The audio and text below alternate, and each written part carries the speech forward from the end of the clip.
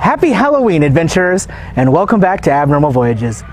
My name is David, and today we find ourselves in the sleepy little city of Salem, Massachusetts. Of course, infamously known for the Salem witch trials back in the 1600s, come tag along with us as we explore all these tales and myths of witches and delve into the darker side of history. We're going to a place that you've never heard of before. It's Abnormal Voyages. You're gonna learn something new. We're gonna open new doors. It's Abnormal Voyages.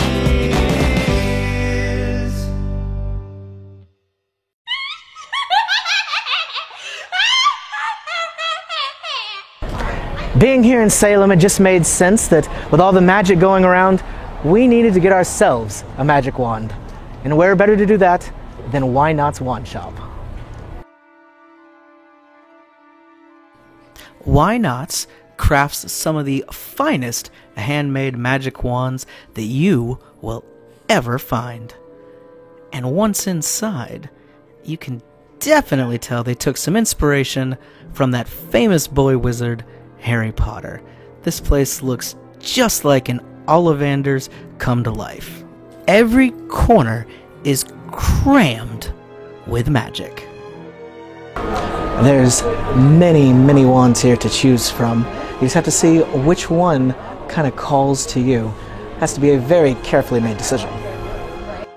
There are countless styles and colors here available. It just depends on what feels best to you and what kind of magic you're hoping to perform.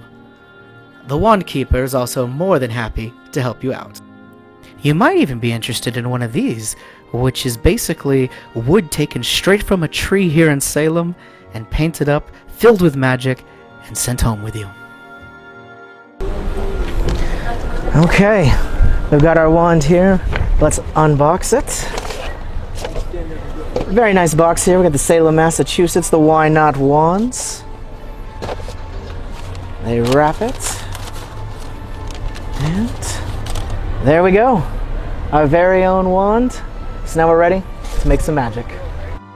And trust me, it is not hard to find magic here. The spooky Halloween spirit is in full force in this city, and they do nothing but embrace it. From crazy puns to silly shops, you never know what you're gonna see next.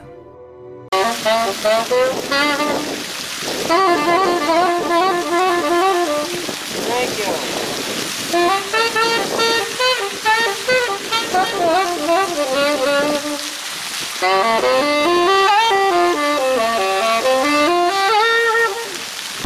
Salem celebrates witches from all eras, even famous ones such as Samantha from Bewitched.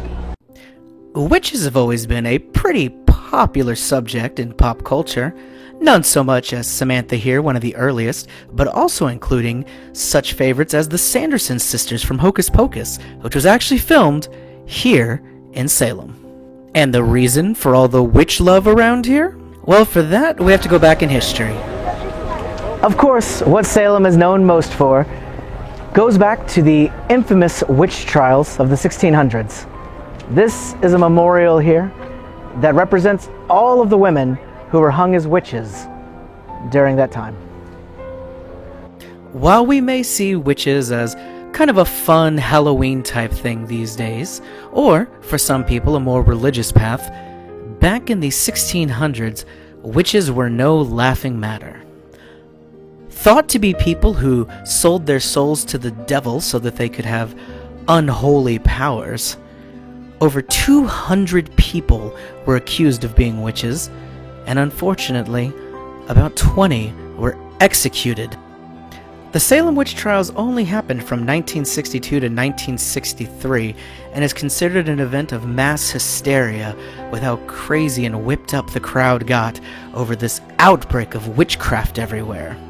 All it took to get the ball rolling were two young girls who told a small white lie to get themselves out of trouble, and it cast witchcraft accusations on another woman in town. From there, everything just snowballed, And it wasn't long before everybody was using witchcraft to accuse anybody that they wanted to get even with, or to try and take their property or their land, or just because they didn't like them.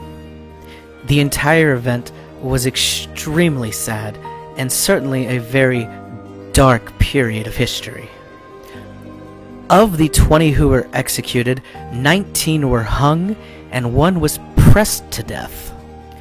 Giles Gorey knew when he was accused of witchcraft that if he pled anything, he was going to end up being guilty, even if he said innocent, and someone accused of witchcraft and found guilty had all of their land removed from them, all of their property taken away.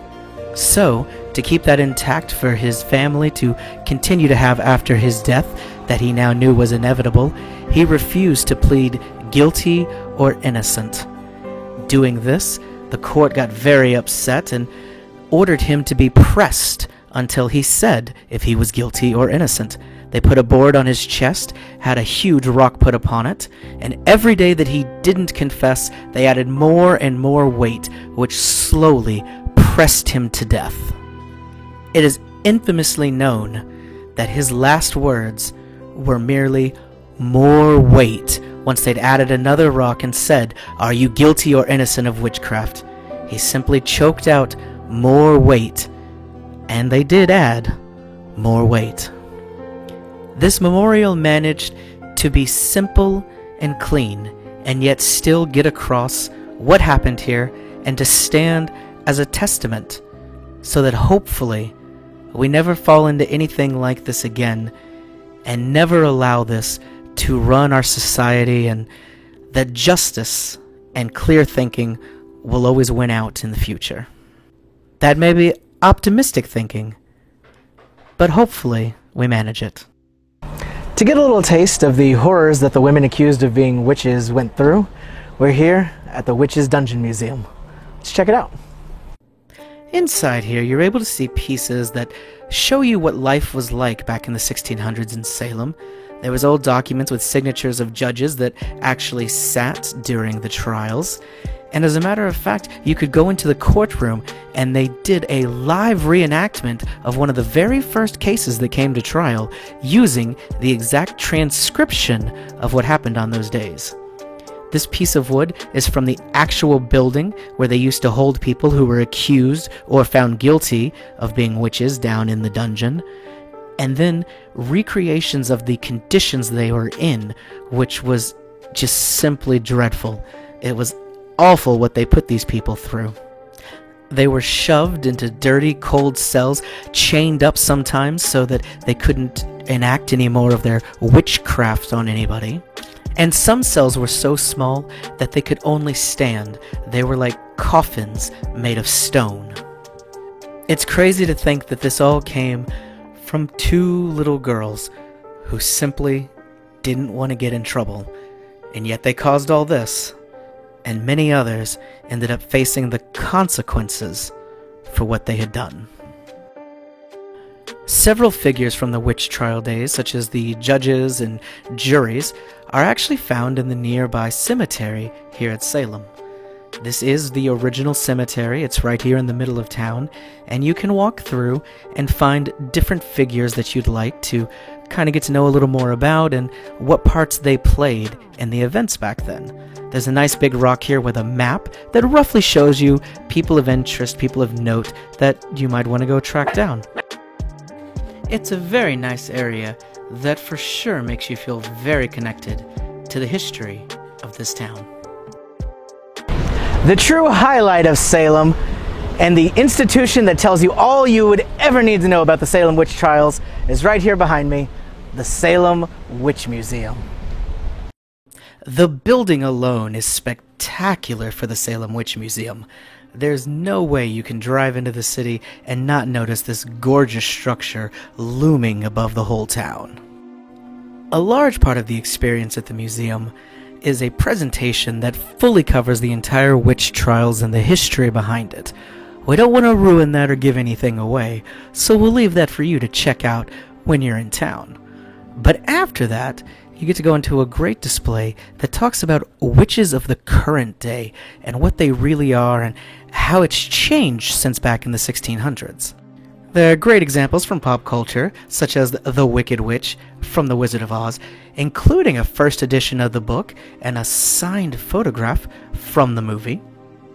And then an examination of the more religious side of being a witch and the different things they use in their practices and how it all kind of comes together in what is considered modern witchcraft and what one would call a witch. It's incredible seeing how far we've come as a society in the way we think about witches. Where we once used to persecute and even kill people over it, witchcraft and witches are now something that we turn to for entertainment and things that we enjoy seeing more of. In the gift shop of the museum, you can even purchase a little packet that is meant for people who are descendants of those who were killed back then. Something really interesting. Ultimately, Salem is a fascinating and wonderful place that truly brings history alive. In looking for a great place to learn some more magic, we were actually referred to this house that has a temple inside. Supposedly, this guy is a great dark arts professor. So, I'm gonna go see what I can learn. Thanks for tagging along, adventurers. My name is David, and this has been Abnormal Voyages. We'll see you next time, and have a very happy Halloween.